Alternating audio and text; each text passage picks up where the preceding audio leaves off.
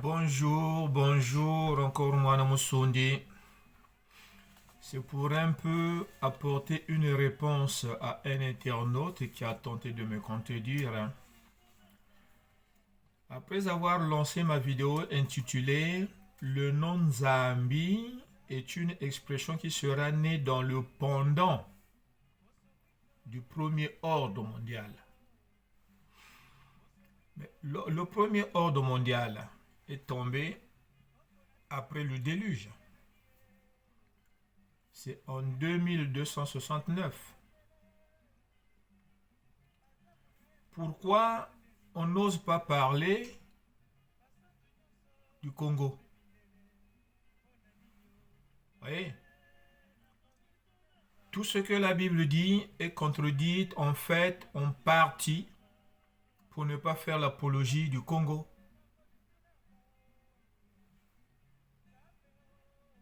Pourquoi le Congo? Parce que le Congo est la toute première structure qui a civilisé les humains pour faire le monde. Et monde, c'est un préfixe du nom Mudumango, que les Grecs ont traduit en Nimrod.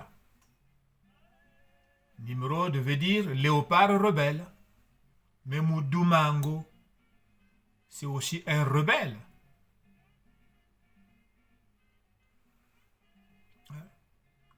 Munduwango, les sociétés du léopard. Vous voyez? Donc, suite à la vidéo, la réaction que j'attendais n'est pas celle qui cadre avec le sujet. Pourquoi? Mais simplement pour avoir situé l'époque du premier ordre après le déluge. Et là, tout de suite, on saute dessus. Le déluge n'a jamais eu lieu. Patati et patata. Or, moi j'ai mis plus l'accent sur le titre, le non-Zambi et le premier ordre mondial. Mais c'est plus important que le déluge. Ce dont moi je parle a plus d'importance que le déluge. Vous voyez? Donc, ce qui devrait susciter beaucoup de questions dans le cerveau de l'enfant Congo est plutôt noyé dans les débilités enfantines. Hein? Allez-y dans YouTube, vous allez lire les contradictions qui noient le vrai sujet posté. C'est sur YouTube. Le titre est cité. Le nom Zambi est une expression qui sera noyée dans le pendant du premier ordre mondial. Premier ordre mondial. Hein? Lancé par les Congo. Suite à ça, il y a eu la première tribulation dont Jésus, qui n'a jamais existé, il fait aussi mention que nous attendons une tribulation qui sera plus grande que celle qui a existé au commencement du monde. Vous voyez? Au commencement du monde.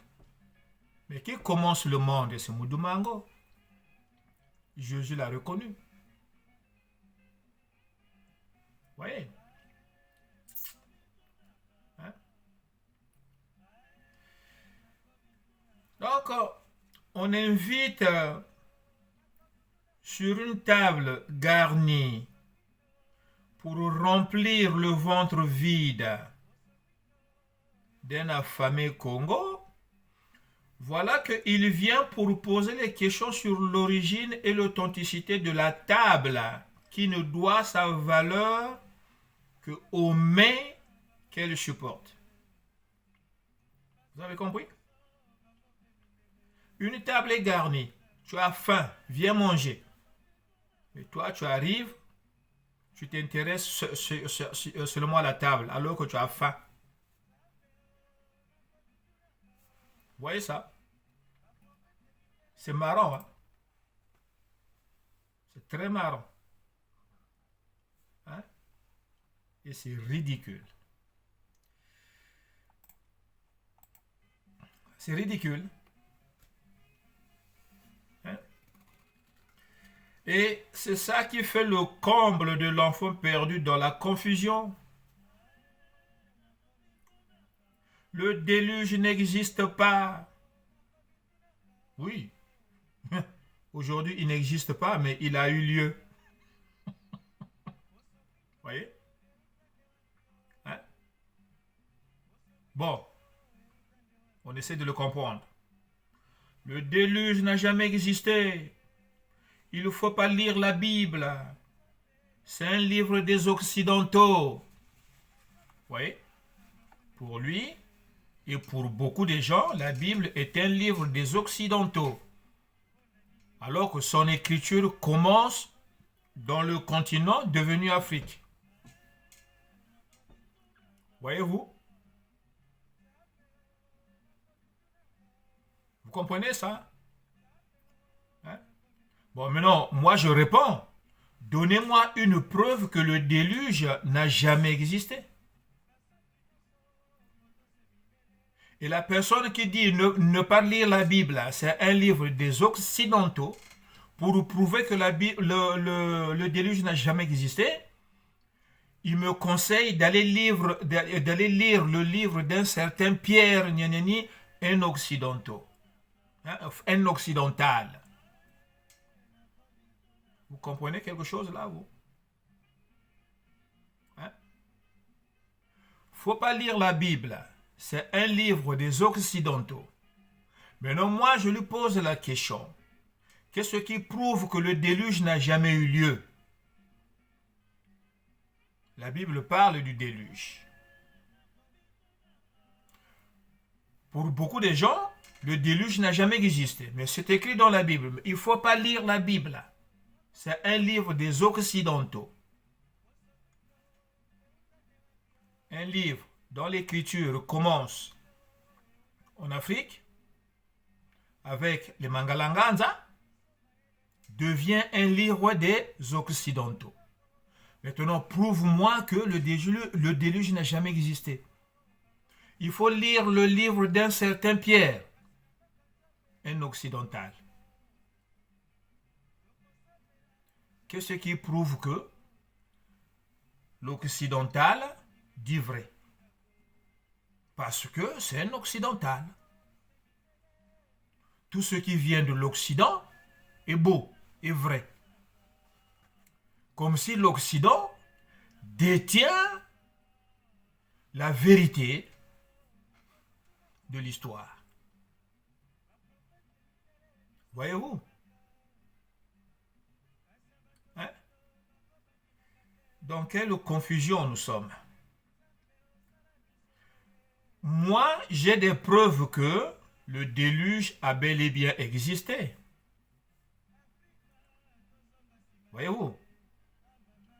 Les scientifiques eux-mêmes qui vous disent ou qui vous poussent à croire que le déluge n'a jamais eu lieu, eux-mêmes, après avoir pris connaissance du récit sur le déluge dans le chapitre 6, 7, 8 de la Bible, le livre de la Genèse écrit par Moïse, donc dans la Bible, ils vont se rendre sur un lieu précis. Ce lieu précis est indiqué dans la Bible, au chapitre 8 du verset 4. Que dit ce passage? Je cite, « Au 7e mois, au 17e jour du mois, l'arche se posa sur les montagnes d'Arara. » Fin de citation. Donc, les scientifiques vont s'y rendre pour trouver quoi? Ils vont trouver des tas de bois assemblés avec du goudron. Goudron pourquoi? Pour assurer une étanchéité. Donc, une épave d'un bateau. Voyez, les scientifiques vont trouver l'épave d'un bateau au sommet d'une montagne. Ça ne pouvait pas être un avion écrasé de l'époque. Voyez-vous? Au sommet d'une montagne. Première preuve qui est scientifique, mise à jour grâce à la Bible. Donc les scientifiques se servent de la Bible pour mener à bien leurs fouilles. Et à nous, enfants Congo, devenus idiots, on accepte quand on vous dit que la Bible, c'est un faux livre. C'est idiot, hein? Hein? Hein? Et là, la chanson qui est en train de passer, c'est la question qui reste éternelle. La Komitunaka, qui sommes-nous? La Komitunaka, qui sommes-nous? La réponse sera apportée quand? Comprenez? Je vais la reprendre, la chanson, la Komitunaka. Hein? Donc, voilà, je viens de donner là une première preuve biblique qui a aidé les scientifiques, qui a guidé les scientifiques. Et les scientifiques ne sont pas revenus bredouilles. Ils ont trouvé des morceaux de bois assemblés à l'aide du goudron. À l'époque, ça s'appelait bitume.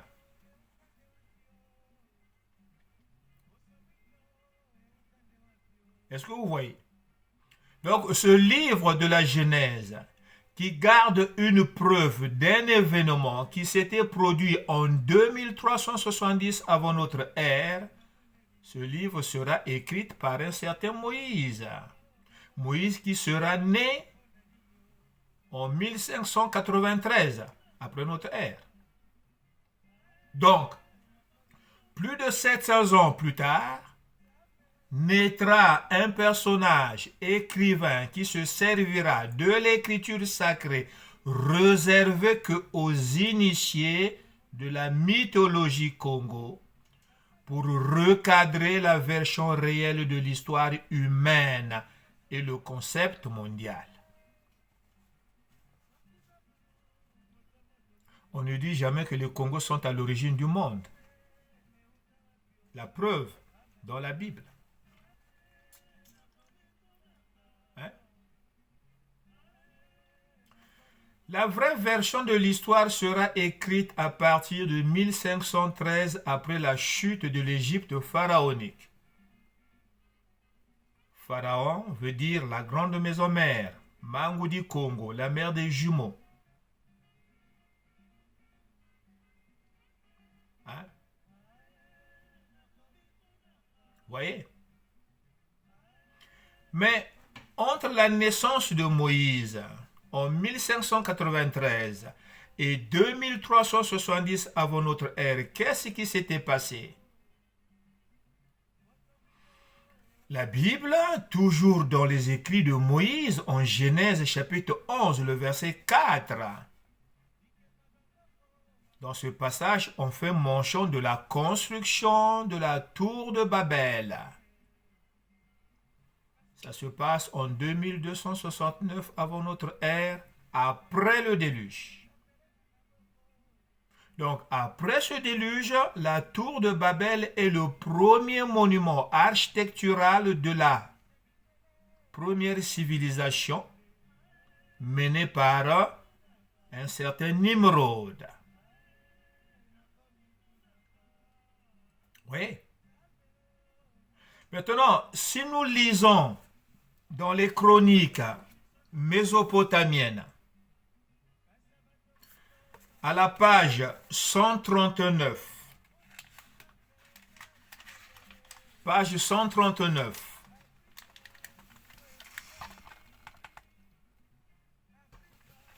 Page 139, je lirai pour vous, juste au tout début. Après que le déluge eut nivelé, la royauté étant descendue du ciel, Kish fut pour la royauté.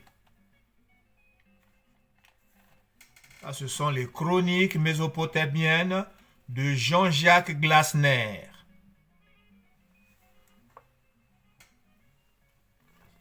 Vous voyez? Donc, Nimrod fait écrire son histoire en se servant d'une référence, le déluge. Après que les eaux du déluge vont être baissées, Dieu fait descendre un fauteuil pour que lui puisse prendre place. Donc, il est en train de justifier sa position. Usurpateur, pour convaincre, il va utiliser le déluge qui faisait peur à tous de l'époque. Et c'est là où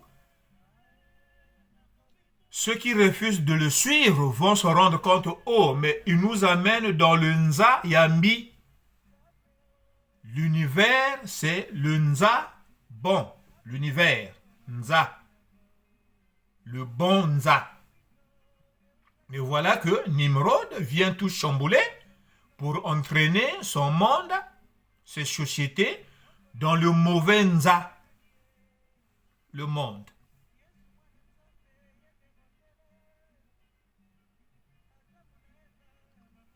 Par force de la perfidie, confusion, le nom Nza Yambi deviendra l'appellation du Créateur. Diversion. Oui.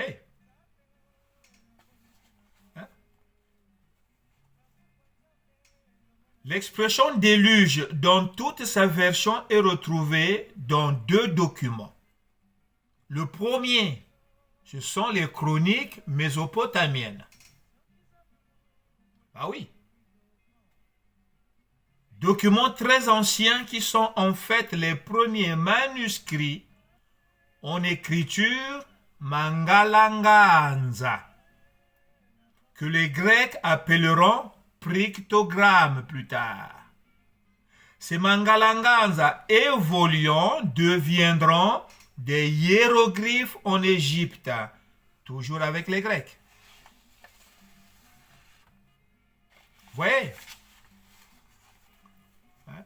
Donc, pour ne s'arrêter que là, le déluge a bien eu lieu.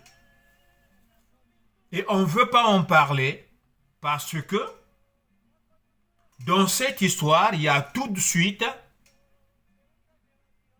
l'identité Congo qui est à l'origine de la première civilisation. Maintenant, on pose la question, toujours nous venons d'où, nous venons d'où, nous venons d'où. Mais notre papa Vévé est encore en vie. Qui a osé aller le voir, lui poser la question s'il a trouvé réponse à sa question. Ou avait-il pris la peine un jour de s'asseoir avec Rochero? Rochero qui a chanté une autre chanson aussi, disant Congo, Congo Mboka, Mboka Ngomo Kengeli Nkoi. Donc Rochero avait trouvé le nom de notre Dieu. Congo Mokengeli ya Congo Nkoi. Le gardien du Congo, c'est le léopard. Le léopard, n'est-ce pas la divinité première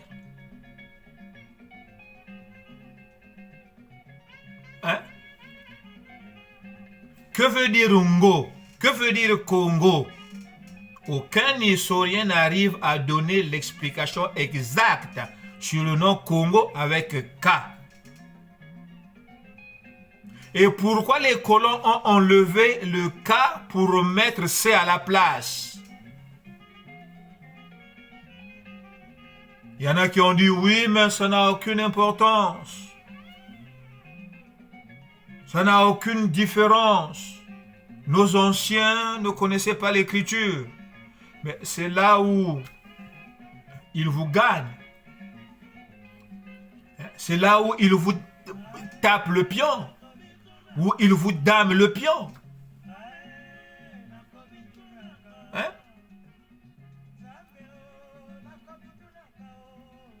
Vous connaissez rien en histoire et vous faites de la politique.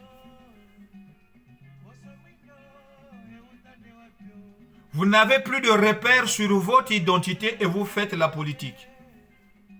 Et vous allez gagner. Ils vous ont fait rentrer dans un carrefour à sens unique. Et sans issue. Et vous ne vous posez même pas la question comment vous vous êtes retrouvé là-dedans. Allons seulement.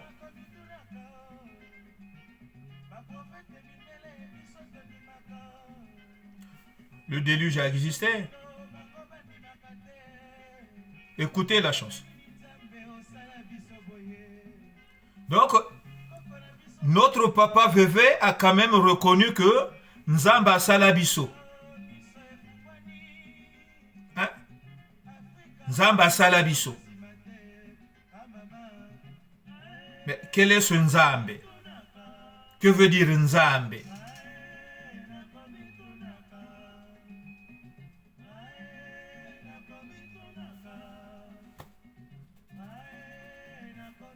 Nakomi Tunaka. Nakomi Tunaka. Nakomi Tunaka. Et on est toujours là à se demander, à se demander, à se demander. Essayez d'apporter réponse. Oh, laisse ce seulement. On n'arrive pas à travailler. Quelle est la raison? Indexons le doigt un peu par là. Non, travaillons seulement. Oh, mais on n'arrive pas. On n'arrive pas. Qu'est-ce qui se passe? La personne qui viendra vous dire qu'on n'arrive pas à travailler, et quand vous allez tenter d'apporter la réponse, c'est lui qui vous dira aussi « travaillons seulement ». Et pourtant, on n'y arrive pas. Mwana Musundi.